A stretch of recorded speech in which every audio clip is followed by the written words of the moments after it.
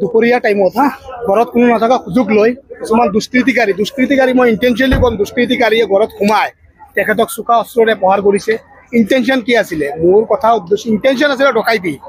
তেতিয়া সেই সময়ত তেখেতৰ মিছেজ আহিছে, মিছেজকো মুখত ধৰি মিছেজকো গলাত টিপি ধৰিছে, মিছেজকো মাৰপিট কৰিছে। মানুহজন এতিয়া বৰ্তমান চিৰিয়াছ কণ্ডিশ্যনত গুৱাহাটীলৈ ৰেফাৰ কৰা হৈছে।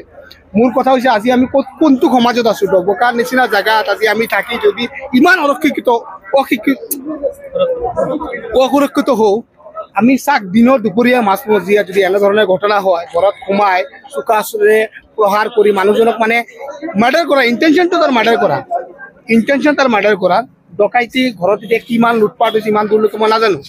কাৰণ আমি ইয়াত এনেকুৱা চিটুৱেশ্যনতো ঘৰত কিমান লুটপাট হৈছে কি হৈছে কোনেও নাজানে।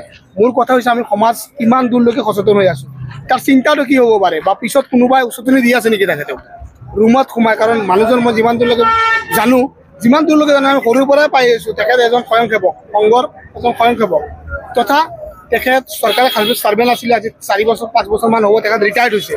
তো তেখেতে কোনটো ইণ্টেনশ্যনত মাৰা হৈছে? ঘৰত গৈ মাৰ্ডাৰ কৰাৰ ইণ্টেনশ্যন লৈ সোমাইছে। এনেকুৱা ধৰণৰ বৰ্তমান ৰেফাৰ কৰা হৈছে, 37 মাৰ্ক শিলনি দিয়া হৈছে তেখেতে। অনুপ দে।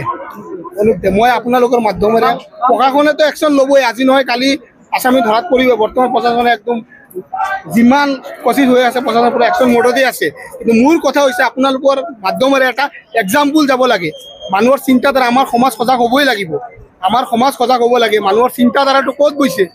দিনে দুপৰীয়াৰ মাজত যদি এনেকৈ কাৰ্য হয় তেন্তে কোন ছেফ? আপুনি ছেফ না মই ছেফ না বেলেগ কোনোবা ছেফ? কোন ছেফ আছে?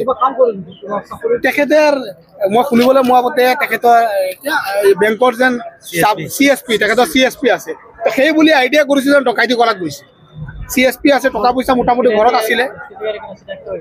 চিনাক্ত 10 নম্বৰ ৱাৰ্ডৰ বুলিয়ে জানিছোঁ। দুষ্কৃতিকাৰী 10 নম্বৰ ৱাৰ্ডৰ 2-3জন আছিলে, এজন সোমাইছে, 2জন বাহিৰত আছিলে। কোন কি আছে বাকী আৰক্ষীয়ে এতিয়া তদন্ত কৰিলে ওলাই পৰিব কিমান কি হ'ব।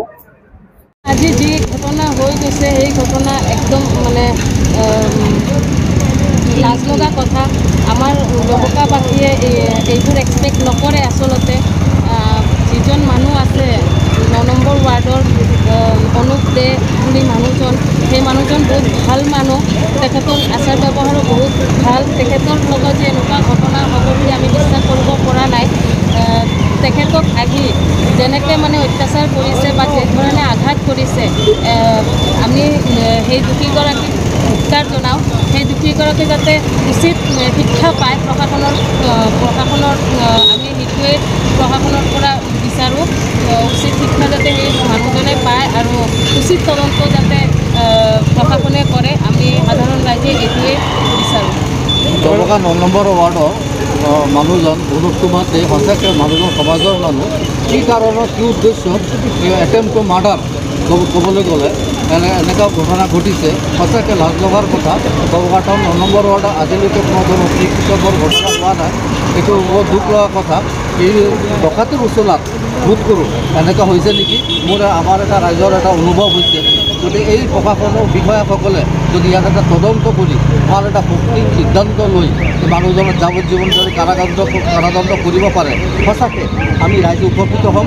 আৰু এই মানুহজন বৰ্তমান পলাতক আছে নেকি ক'ব নোৱাৰোঁ, কিন্তু মানুহজন শুনিছোঁ 10 নম্বৰ ৱাৰ্ডৰ মানুহ। এইটো বৰ আচৰিত কথা।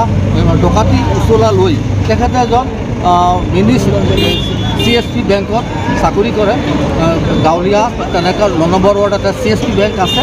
এই বেংকৰ ওচৰত টকা পইচাৰতো লেনদেন হয়, কি উদ্দেশ্যত আহিছে সেইটোতো আচলতে গম পোৱা নাই। গতিকে প্ৰমাণ হ'লে গোটেইখিনি তথ্য ওলাই যাব, ইনকুৱাৰী হ'লে তদন্ত হ'লে গোটেইখিনি ঘটনাটো মূল তথ্যটো ওলাই যাব। কিয় মানুহজনক মাৰিছে আমি গম পাইছোঁ, ৰাইজৰ হৈ আমি আহিছোঁ, দেখিছোঁ যে এজনে আহিছে আৰু বিশেষকৈ আৰু পিছফালে 2-3জন আছে নেকি নাজানো, ঘপককৈ মাৰি পেলাই তেওঁ গুচি গ'ল। সেইফালেদি কোনফালেদি গুচি গ'ল আমি ৰাইজে খুব বিচাৰিছোঁ, তেওঁ মানুহজনক পোৱা নাই। তেওঁ ডবকা পাঞ্জাৱ নেশ্যনেল বেংকৰ CSP তেওঁ কাৰ্যক্ৰম কৰি আছে আৰু তেওঁ মাইকী মানুহ নামতে আছে, যদিও হাজবেণ্ডে চলায়, হাজবেণ্ডক সহায় কৰে। মানুহজন অতি ভাল, সমাজৰ মানুহ, বয়সীল মানুহ। কিয় হ'ব পাৰে আমিতো একো গম পোৱা নাই। এইটো পুলিচৰ আওতাত যদি গৈছে নিশ্চয় তদন্ত হ'ব। সেই তদন্ত ৰিপৰ্টটো আমি গম পাম। আৰু ৰাইজেও বিচাৰিছে এইটো সঠিক সিদ্ধান্ত লৈ তদন্ত হওক, সঠিক সিদ্ধান্ত লৈ যাৱজ্জীৱন কাৰাদণ্ড হওক বুলি আমি ৰাইজে ভাবিছোঁ।